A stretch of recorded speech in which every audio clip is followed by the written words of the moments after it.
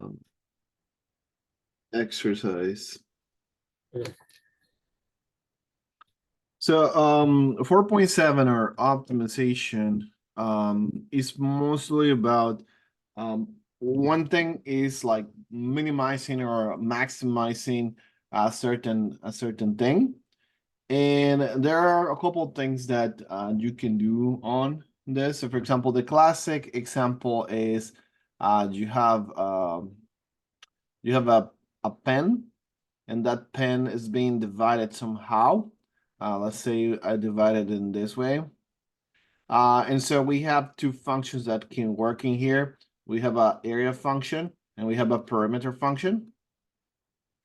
And let's say we're gonna pick up this to be x, and so this side is gonna be x, and this is gonna be y. So we're gonna have here, for example, for the area, is just gonna be x times y. And for the perimeter, this is gonna be like 2x plus 4y. There might be different variations of this. They can be just only a split or more splits or another split down here. So often that's the typical exercise. And so there are two type of exercises where we maximize area or we minimize perimeter. One of the two things can work out in here. So let's assume in any of the cases you always have a restriction. So let's assume for this first one that we are making a fence here. And so for the whole perimeter, we have like 500 meters of wire. So that means that we're wiring this with that core or anything in particular, with steel core or something like that to like finish the fence. And so that mean is that the perimeter is gonna be equals to those 500 meters. And so I have that 500 is 2x plus 4y. And so when we have one of these functions that is equals to something, this is what we call the restriction function. And often what we do is we also simplify this a little bit. So for example, I can divide this by 2, and it's going to be 250 equals x plus 2y. And this is a way of simplifying this. And then what we're going to do here is we're going to maximize area. And so what we do is we put this function or one variable in terms of the other.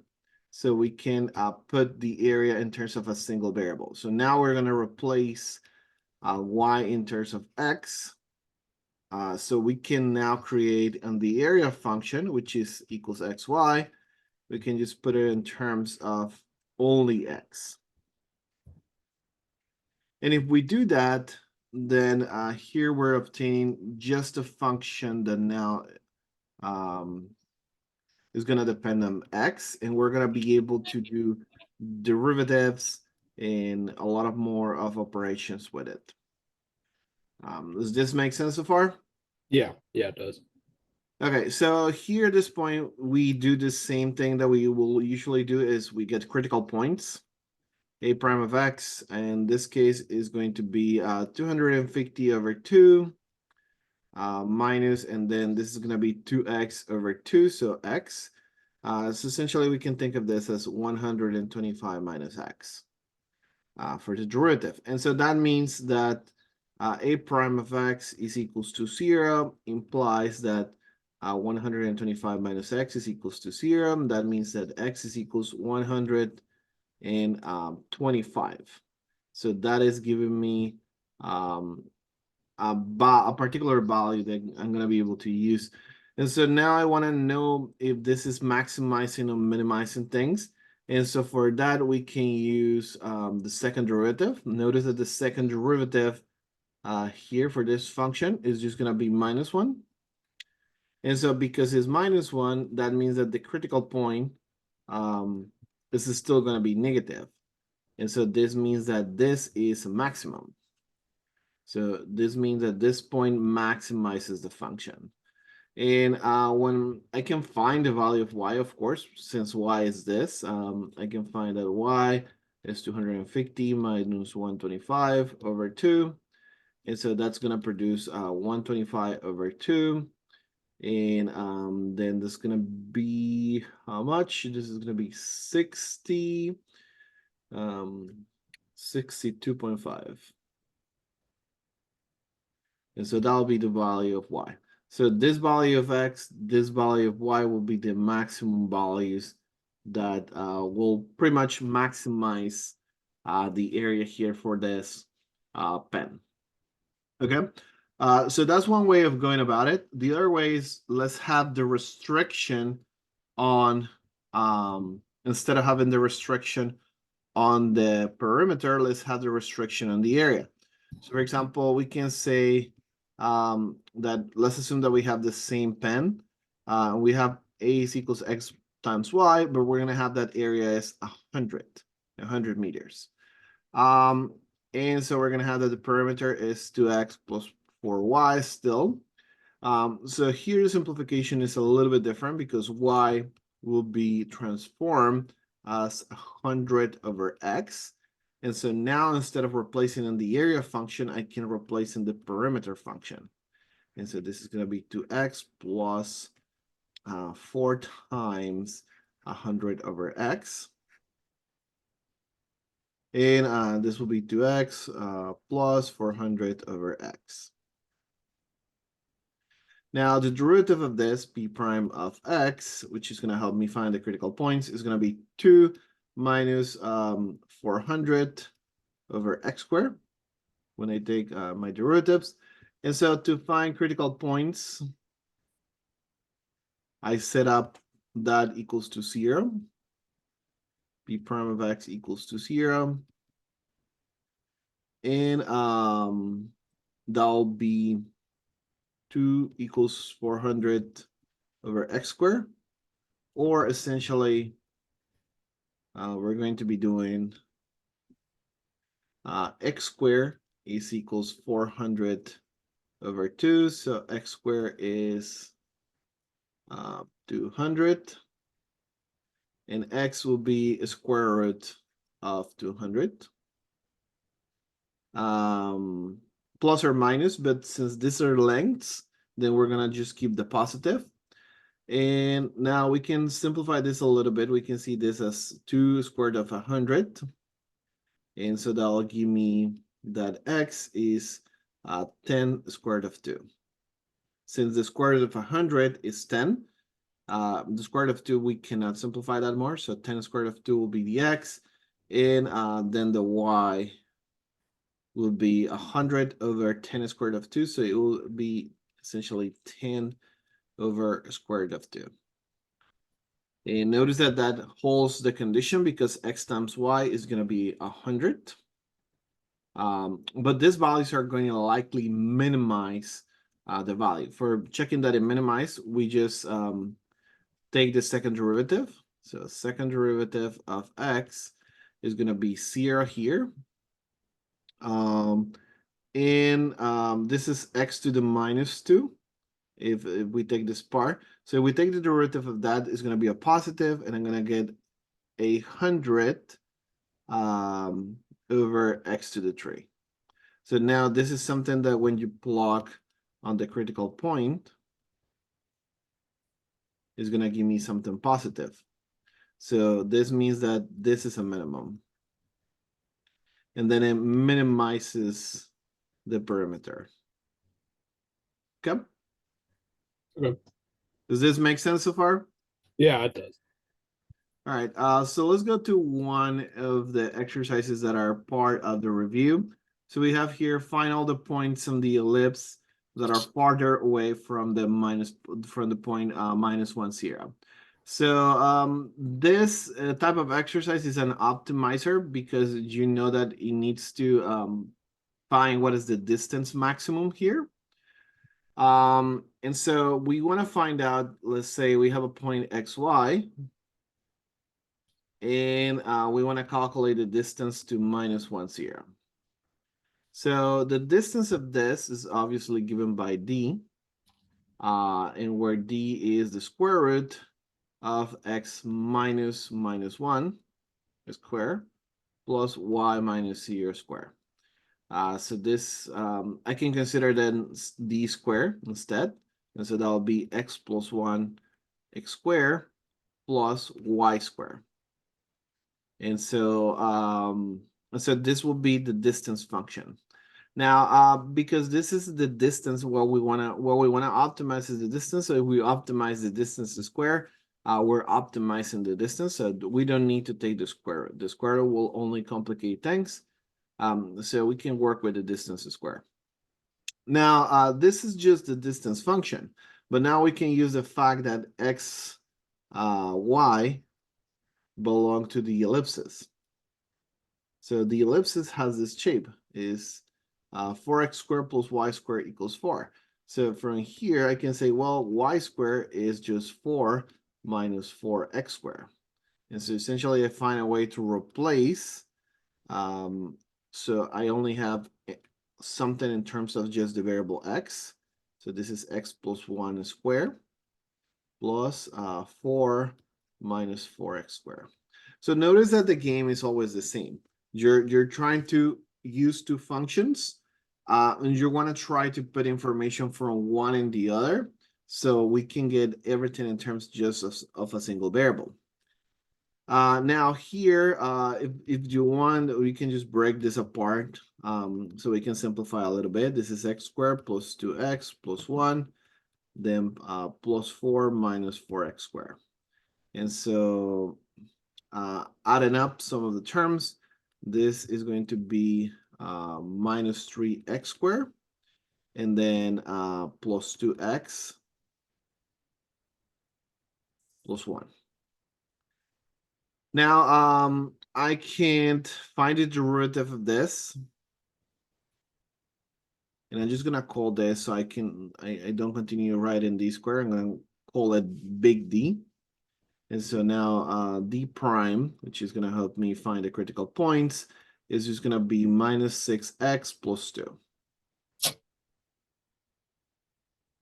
And critical point, same thing as always, d prime equals 0. So that implies that minus 6x plus 2 is equals 0. And that 6x is equals to 2. Or that x is equals 2/3. 2/6, sorry. So which is 1/3. And so this is my critical point. Now, to find out if this is a maximizer, like I'm expecting to be, I need to find the second derivative. The second derivative is going to give me minus 6. So indeed, this is going to be a maximum. So this is good. This is a maximum. And I just need to find D, and then I just need to find the point Y.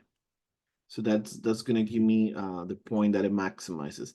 So I have y squared is equals 4 minus 4 x squared, and x is equals 1/3. So this is like 4 minus 4/9. And this is like 36/9. So this will be overall like 32/9. And so that will be the y squared. So y is going to probably provide me with two different points. It's going to provide me with the plus square root of 32/9, or it's going to provide me with the minus. So you're going to have two different points in here that help to maximize this distance. You can kind of check this here. You can simplify that 32/9. You can kind of simplify it to be 4 squared of 2/3 if you want to.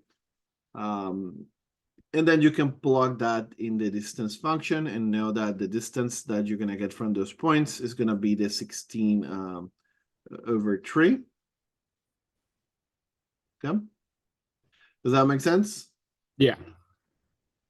Okay, so those are some of the optimization points. So for example, here we have again another of the examples of optimization where we have a fanciness scenario. We've split this into multiple pieces, And then we find out, well, what are we trying to optimize? Are we trying to optimize perimeter? Are we trying to optimize area? In this case, we're trying to optimize area, largest possible area. So again, we're putting the function area in terms of just x, and then you're gonna find out what's the maximum value. So it's the same kind of thing that we've been doing before. So I'll leave this exercise for you to check if you want to. Another of the typical exercises that you can go with minimizing is what happens when we have a cost function involved. So in this optimization problem here that we have a cylindrical can that is being constructed so it can hold 2,000 centimeters, cubic centimeters of beer. And this is a cylinder, it's a can, so it costs 1 cent per square centimeter. But the thicker bottom and the top cost like 2 cents per square centimeter. So the top and the bottom, they're circles. So the area of that is just going to be pi r squared, depending on whatever the radius is. So we have the bottom, the top, and we have the area of the side, which is a cylinder. So it's 2 pi r, which is the length around of the circular or cylindrical shape. And with that, then we can define what just the area is going to be. Okay. And it's 2 cents per each of this plus just 1 regular cent of the covering on the side. So we multiply this by 2 and just this by 1. Okay. So at the end, expressing that function there into place is going to be 4 pi r squared times 2 pi r h. The problem here is that we have a function that depends on r and depends on h. So we want to just simply have something in terms of h or in terms of r. So for that, we use the condition that we have about the volume. The condition that we have about the volume is that the volume should hold 2,000 centimeters, cubic centimeters of beer. So we set up the pi r squared times h, which is the volume of the cylinder, equals 2,000. And then from there, we are going to solve for h, since this is the easiest to solve for. And then we're going to replace what h is in this equation that we just found. And then we're going to have a function that is only in terms of r. Okay. So as you can see, this optimization process is always the same. 2 functions. One of them want to be maximized, and the other one represents a restriction that we can use to just put the function that we want in terms of a single variable. And then after that, we find critical points. And after finding the critical points, we find what is the critical point that is going to maximize or minimize according to what we need. And then we actually make sure that that is a maximum or minimum by using the second derivative test. And then after that, if necessarily, we can conclude what the maximum or minimum is. Questions so far, or does that sounds good? No, that's all sounding good.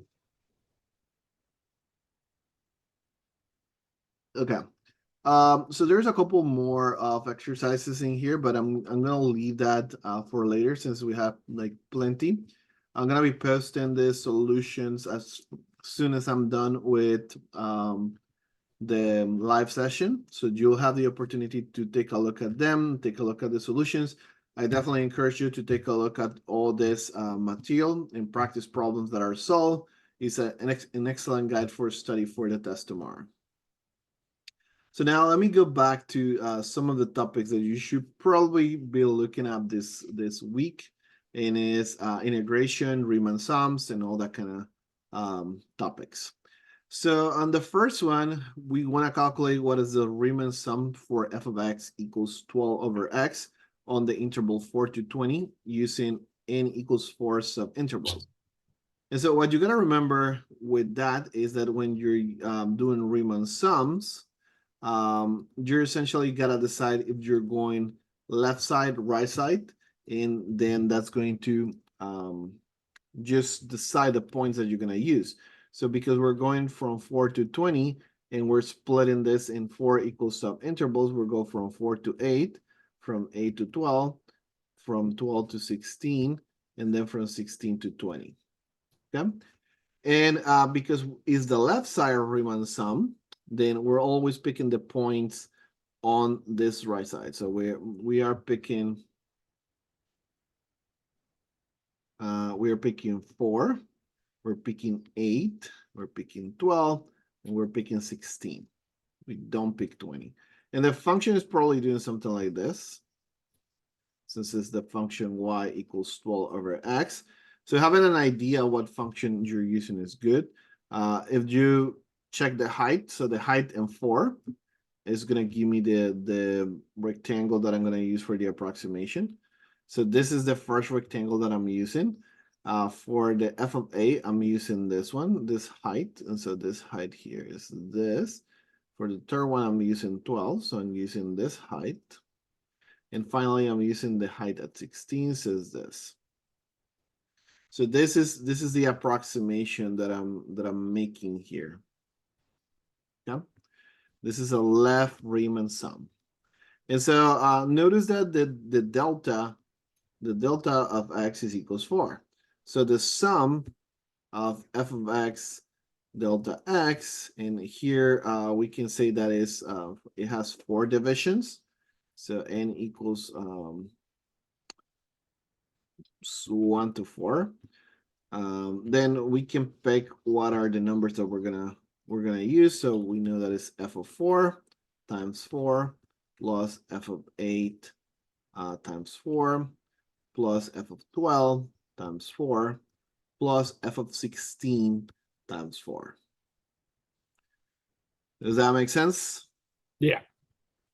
And then, of course, at that point, we plug in whatever the function is.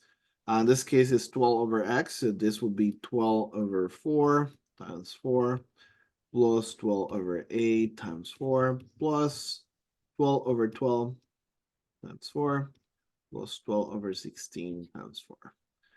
Some of this will be straightforward. This is going to be 12. This is going to be 12 over 2.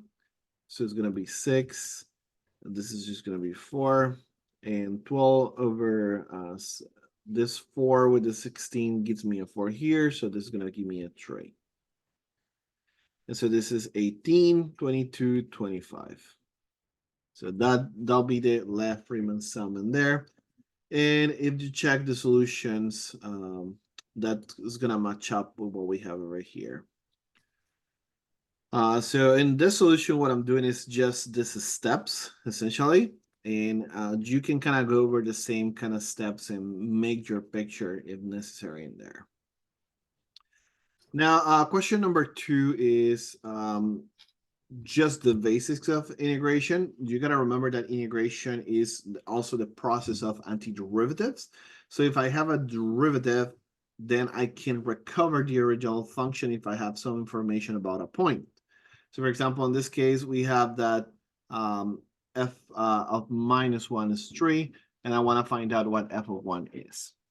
So when I take f prime, to take f, I need to integrate. And if I integrate, I'm going to get that this is x to the 4 plus x squared plus x, and then plus a constant c. That is arbitrary, but we don't know yet. To determine c, we actually plug a minus 1. And because I have that in minus 1 is 3, then I'm going to have that 3 is equals to minus 1 to the 4 plus minus 1 squared plus minus 1 plus c. And so that's going to make it so c is equals to 2. And so once that I find c, I have the overall function f of x being x to the 4 plus x squared plus x plus 2. And because I need to find out f of 1, then I just plug in 1, and I'm going to realize this is 5 here. Okay. So that's a single method. Of course, I can also do this by just general integration and just put what from minus 1 to 1 is, and just check that that as the net change theorem from f of 1 to f of minus 1. And checking that that difference is going to be 2, but since we have information on what f of minus 1 is, then I can just find out what f of 1 is as well. Looking good so far? Yeah. Okay. Now, question number 3 is about recognizing the type of function that we're making the Riemann sum for. So this definition here, this limit when x goes to infinity of I equals 1 to n of phi over n times the square root of 2 plus phi I over n, it is a Riemann sum of something. And what we gotta do is we gotta identify what are the pieces that we have over here. So the first and anything, if we see this integral as the limit of the series, where xi is a plus ai b minus a over n, and the delta is b minus a over n, then the first thing is like this phi over n is gonna look very suspiciously like what the delta x is supposed to be. So we know that b minus a gotta be 5. And from all the possible answers, we can pick 0 being a and b equals 5, since we don't necessarily have a lot of information on yet of what the numbers will be, and so far that adapts well. Especially in particular because a being 0, it kind of makes sense with what I have over here, where I can see this as xi being I dx. And so if I just analyze a little bit and compare with what will be a Riemann sum, the general Riemann sum f of xi delta of x, then I'm going to find out that the function is a square root of 2 plus x, or a square root of x plus 2. And so we'll have that the correct answer here is D. Does that make sense? Yeah. So it is a matter of comparison piece by piece between the sum and the elements. Now here, f of x is being the integral from 0 to square root of x of cosine of pi t over 1 plus t squared dt. And we want to find out f prime of 1. So notice that the function is defined as an integral, and we're asked to find what f prime is. So that means that we're going to use fundamental calculus theorem. So from the fundamental calculus theorem, we have that f prime is just going to be the derivative of this integral, and the derivative of this integral is just going to get rid of the integral, plug in the function inside, plug a square root of x, and then multiply by the derivative of square root of x, which is what we get in here. I'll be cosine of pi square root of x over 1 plus the square root of x times the derivative of square root of x, which is going to give me cosine of pi square root of x over 1 plus square root of x squared times 1 over 2 square root of x. Okay, and then finally I plug in what the value of 1 is, and that's going to give me minus 1 over 4. So that takes care of this particular exercise. Any questions so far? Could you change that 1 plus t squared into arctangent? Mm-mm. You can't? No, because you're being asked to find f prime. You're not being asked to actually integrate this. Okay. Yeah. And because it has a cosine, then you cannot do that with the arctangent. The arctangent only comes into play whenever whenever you have this. So if you at some point in any integration or something you have this, then you know that that is arctangent of x. But that's it. But if you don't have this by itself, then you don't know what this can be. So if I just write, for example, if I just write this, I don't know what the integral of this is, to be honest, because there's not a clear way of addressing this type of integral. This cosine of pi x, I might try to go for parts, but I'll likely gonna get something very similar, and maybe I'm gonna get a recursive formula. Okay. So there's not a clear-cut answer for that type of thing. In particular, it's especially important that you check what are you being requested to do. Because this integral, one of the big tells that this is fundamental theorem of calculus is that the limits of integration, they also have a function. So if the limit of integration have a function, they're likely going to be asking you for what is the derivative of this overall function, and you're going to need to use the fundamental calculus theorem to solve it.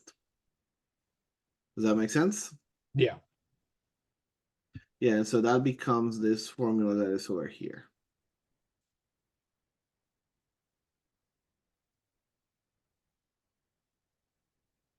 All right. Okay. Another type of application that is common is rate of growth. And so for question number 5, we have that a bacteria colony is cultivated in a lab. It has an increased rate of e to the 3t and 100 strands per day. And we want to find the population after 4 days, assuming that there's a 100 strand of bacteria initially. So the way that this goes is, well, first than anything, if this is a rate, then that means that this is a derivative. So it means that we can think of it as the derivative of the population. So P prime is e to the 3t. That is a derivative. Now, because we want to find out what is happening after 4 days, then what we do is we do the difference between P of 4 minus P of 0. And given the integral of that, that will be just the integral of 0 to 4 of e to the 3t. By using a small substitution, I can get to the point where this is just 1/3 e to the 3t from 0 to 4, and then plug in the numbers.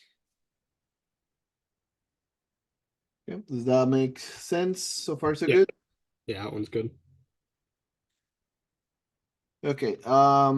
It is important to remember that because this is antiderivative, then a lot of things are flipping around in here. And when you're doing integration, then you gotta remember being careful in actually writing the antiderivative instead of the derivative, since you sometimes might have the impulse to do that. So for example, the integral of 2 is just going to be 2x. The integral of 1 over x is going to be log. And why is log? Well, because the derivative of log is 1 over x. So the integration or antiderivative of 1 over x is just going to be the log. Now, this here, 4 squared of x, remember that this is like x to the minus 1/2. So when you integrate, then you get x to the 1/2 over 1/2. So this is going to be 8 here. And that's why you see 2x minus the log of absolute value of x plus 4 times 2 to the x to the 1/2.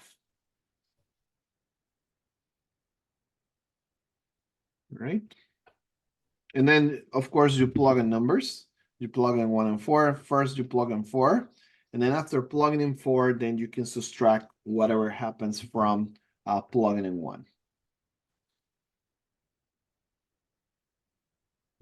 Okay, at this point, do you have any other topics that you want me to address first? Not really. Other than the optimization, I don't really have problems with anything else. All right. What else? So another common application of integration is the fact that you can find velocity and probably even acceleration. From physics, you have that acceleration is the rate of change of the speed, but you also have that the position is the rate of change of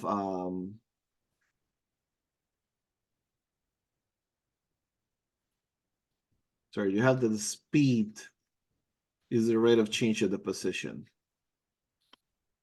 So with this, you can kind of get information out of the velocity. So for example, if you integrate whatever the acceleration is with respect to the time, you're essentially integrating the velocity. And what this is going to produce is essentially a velocity minus a velocity function minus the initial velocity that you might have. And if you do the same thing with the position, then what you're gonna have is that the integral of b dt is equals to the integral of the position rate of change, and that means that it's gonna be a certain number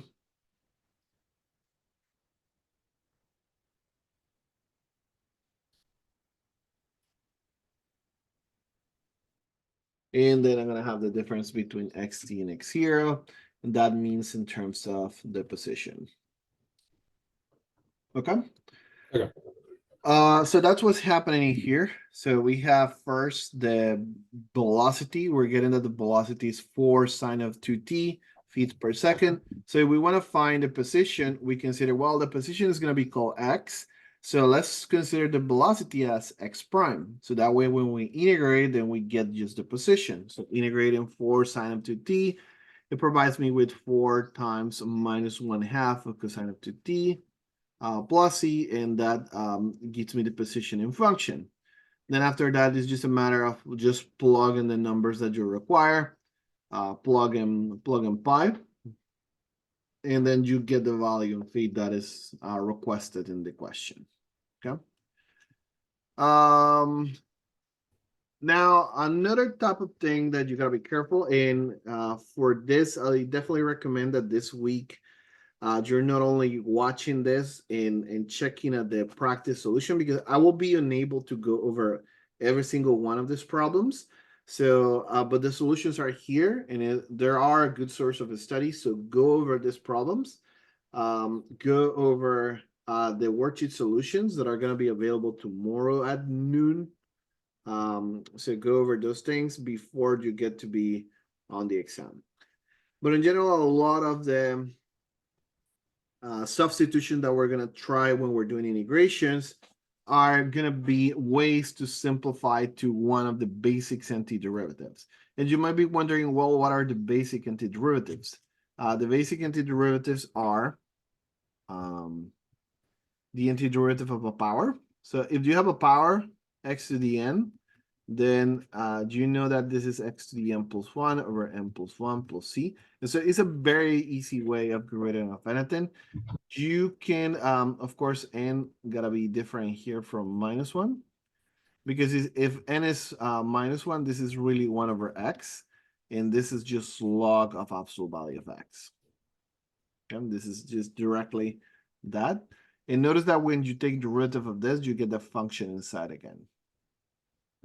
Now, another basic antiderivative is e to the ax, which is gonna just give me 1 over a e to the ax plus c. Those are from the basics. And what else? We have the trigonometric functions. Some of the most simple trigonometric functions produce antiderivatives. So for example, we have the integral of cosine of x. Then because the derivative of sine is cosine, the integral of cosine is just going to be sine.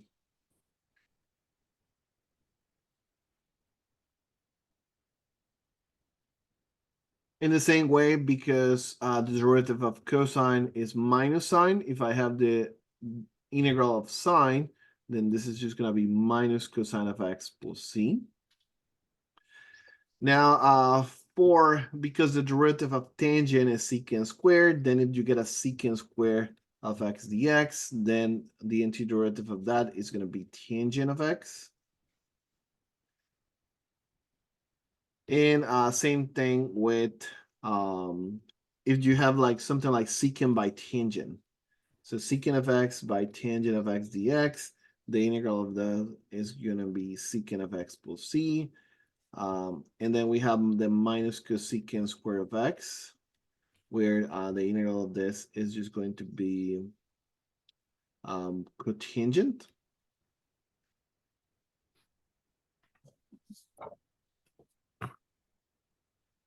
And a similar thing, if you have minus cosecant of x, cotangent of x, that is just cosecant of x plus c. Okay.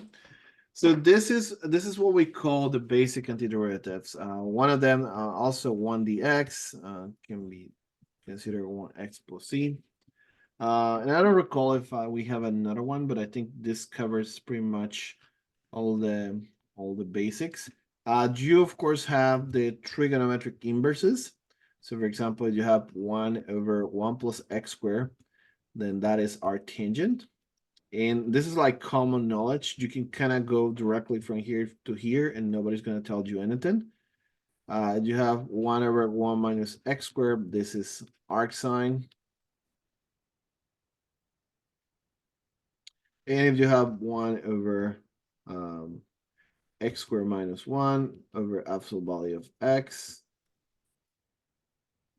then this is going to be arcsecant.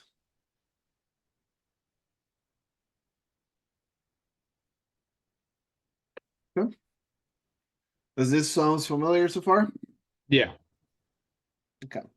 So now all this are integrals that are very easy to make to just check because they are related very quickly to a derivative formula.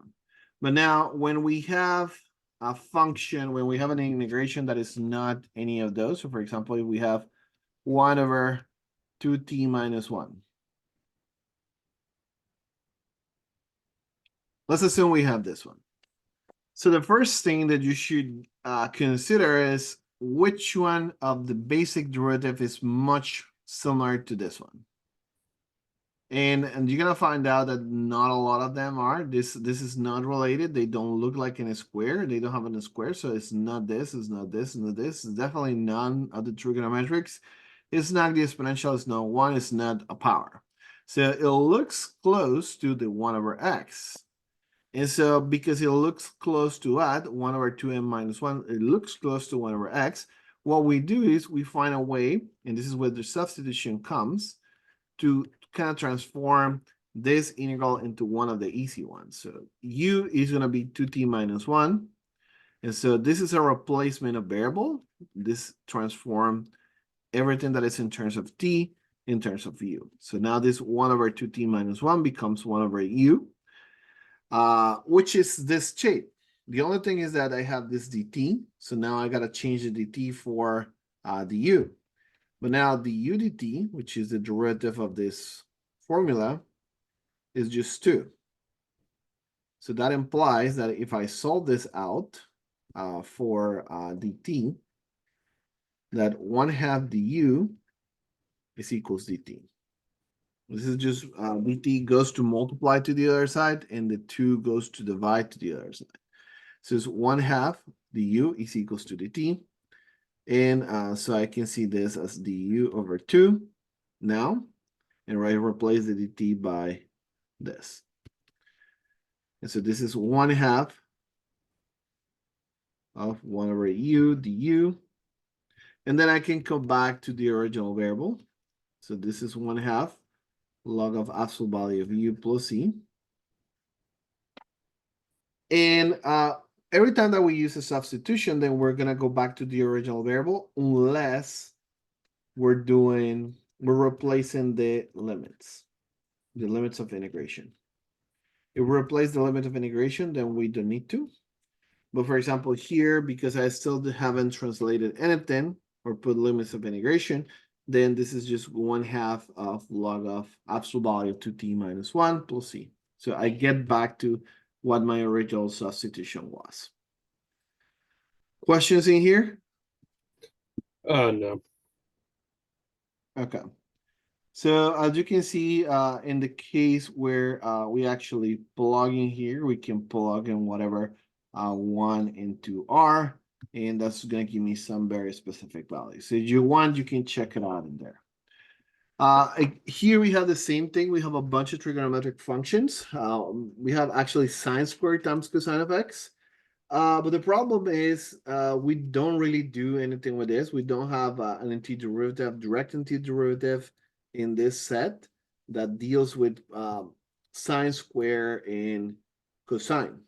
So what we're going to be doing in this scenario is we assume that the substitution is in terms of one of the trigonometric functions, and then the du that shows up to convert the integral is outside in somewhere. So you can see it here.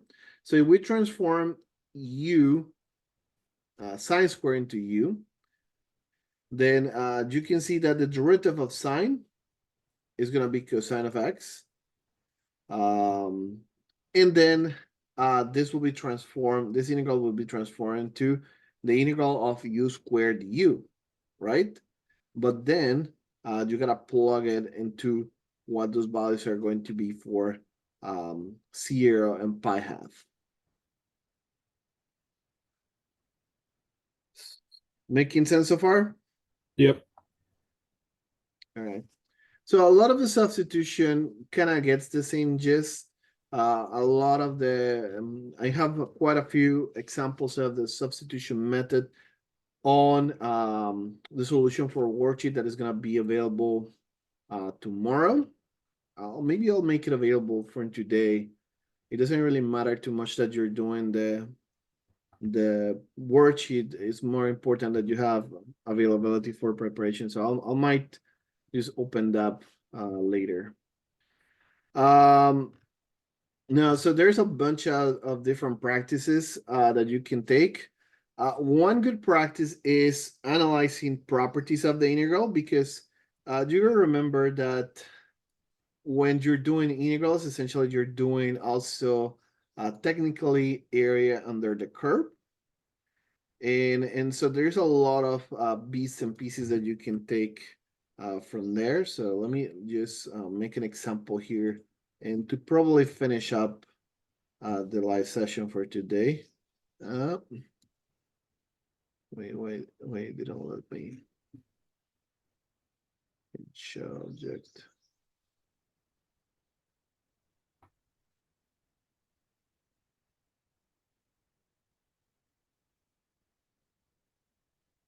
Oh, okay, that was odd. Never mind. Okay, so let's assume that I have a function on the plane. And what I'm doing with the integration in a bit, whoops. What is this? Let me see what's going on. It's more skewed than usual. So let's say you have this, and I want to find out between A and B. And so what we usually doing is area under the curve. That's what the integral also is measuring, right? And so this is measured by the integral from a to v of the function f of x dx. That's what that area is defining. But if instead I just wanna just pick a piece, so let's say that I want to just do c to v, right? And so let's say I have the information of the whole area. I say a integral from a to v of f of x is 5, and I have the integral of a to c. A to c of f of x is 3. So, but they asked me, hey, find what c to v is, or actually, let me do something more. The integral from b to c of f of x. So v to c is like you're going in this direction. So it's a little bit flip. And so what I want to find out is who is, if I want to find out this one, it's like finding minus the integral from c to v, because the right order is in this direction. Okay. And I could probably find this. Why? Because to find that one, then I can just see this piece as the difference of these two areas. I can do the integral from a to v of f of x dx and subtract a to c. And so notice that it's like this whole area is being subtracted this piece. So if you subtract that piece, then you're gonna have this one left.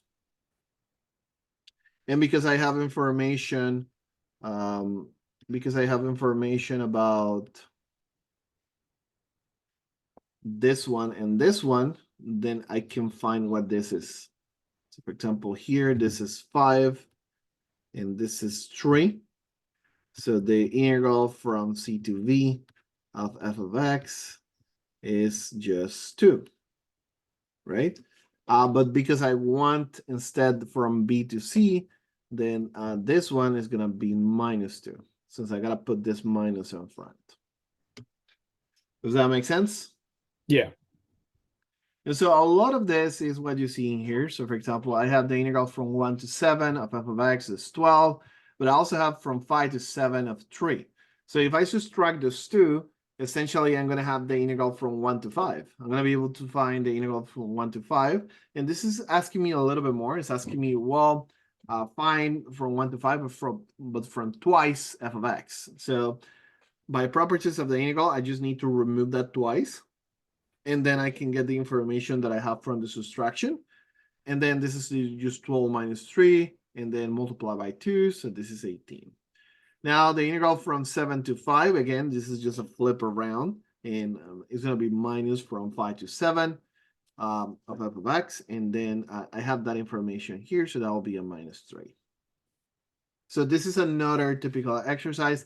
You might expect that this type of exercise can show up in your exam perfectly. See, if not in here in this third exam, it can show up in the final.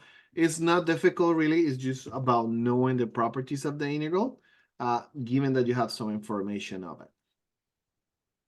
Now, to finish up with this last 5 minutes, one of the most important applications that you have from the integral is that area under curves. And for example, here we have estimate the area under the graph of square root of x between x equals 0 and x equals 6. And there's a little bit of recognition of what the graph of a function is to have that. It's always good that you can picture. For example, square root of x is something like this. And this is saying that we should take it between 0 and 6. So it's just pretty much something like this. 0 and 6, and we're just finding all this area.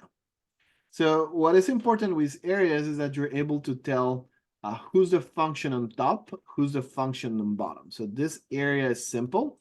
It's just from 0 to 6 of square root of x dx, and that's it. This is a very simple area that you're finding. But you can also have the case where, like, for example, well, let's find the area between y equals x squared and y is equals x cubed from 0 to 1. And you gotta verify that they match. In 0, they're both 0, and 1, they're both 1. And so you're gonna have x squared being this. And then you're gonna have x cubed grows much more faster. And so x cubed might be growing like this. Sorry, this will be x squared. So between 0 and 1, notice that between 0 and 1, the value of x squared is larger than the value of x cubed. Why? Because imagine like 1/2.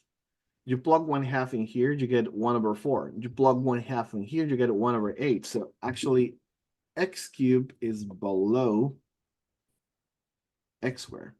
So this is x cubed, and this is x squared. So you would think that depending on where it goes, you can find out very easily the area without making a picture, but it's very important to have the picture to get a good idea. So for example, here we have between 0 and 1. And so we just analyze that the function on top here is going to be x squared, and the function on the bottom is going to be x cubed. And so that gives me this area here. And one of the good ways of recognizing that you have correctly set up your areas is that when you integrate, you get something positive. The area is supposed to be positive. So this is x3/3 minus x⁴/4 between 0 and 1. And this is 1/3 minus 1/4. And so this is 4 minus 3/12. So this is 1/12. And so it is a positive, and this tells me, okay, so my area was correctly set up.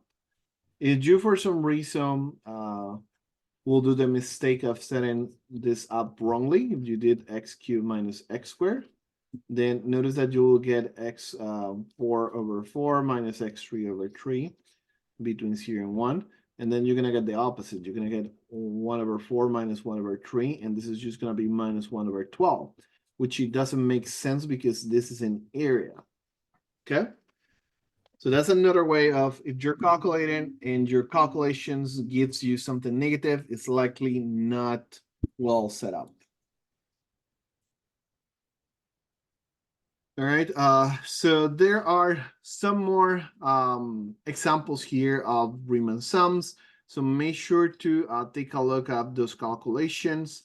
Let me see if there's something else that is worth mentioning. Most of the exercises are a good sample here. We have some fundamental calculus theorem, and we have some integration. There's some part of the integration that can be done by looking at the graph and just checking the areas.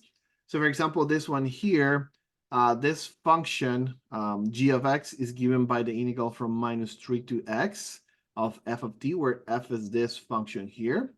And so you can get a lot of information from just the picture. So for example, this semicircle from -3 to 3 is going to give you the area, and that will probably just give you the integral. So for example, if we ask for g of -3, that's a good thing to mention.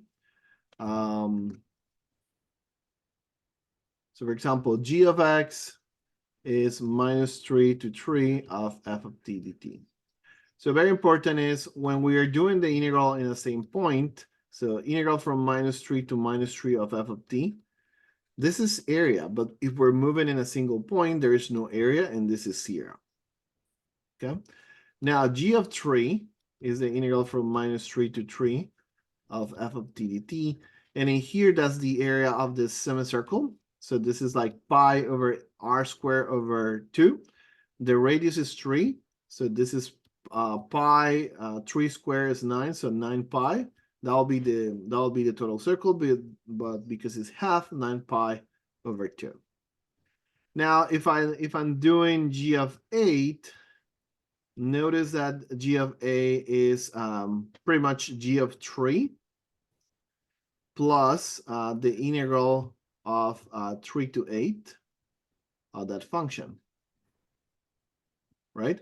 But the integral of 3 to 8 is actually this area of this triangle.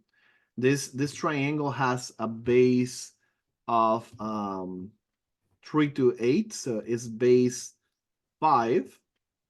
Because it's below the axis, we're gonna subtract. So it's base 5. The height is gonna be here. So the height is -3 or 3, if you will, 3 only, because we already taken into account the minus, and divided by 2. Okay, so overall, this would be 9 pi over 2 minus 15 over 2. And so that'll be the total value of g of a, which will be the integral from -3 to 8. Does that make sense? Yeah. Okay, a lot of this again is going to be a bunch of practice. You can see the result in here. So make sure to continue taking a look at this practice problems before the exam. Do you have any further questions before we call it for the day, Noah? The extra practice web assigns. Yeah. If we don't finish every single one of them, how much is that going to affect our grade? Nothing. Okay. Absolutely nothing at all. If you check, you probably seen this says extra practice just for the practice, no class value. So this means that it doesn't have any particular Okay. value. And I believe that if you check in the grades, let me just double check. When you check on the grades, I don't think this necessarily show you. Yeah, it shows you here. So the extra practice has a weight of 0%. So this has no influence at all over your grade. This Okay. is you have the extra time for some reason, you want something extra to practice. I'm just providing you with multiple avenues to do that, but you don't need to do that at all. The only things that counts are the web assigns, participations in surveys, and the tests. Okay. And then you said the final exam replaces our worst exam. Yes, the final exam is replacing the worst grades from the test 1 to 3. Okay. Okay. And yeah, and also to avoid just like because we don't really have a lot of time, I put that in the information for the test, but I have modified the cutoff of the class so to have like a some sort of curve, so you can also see the scale of that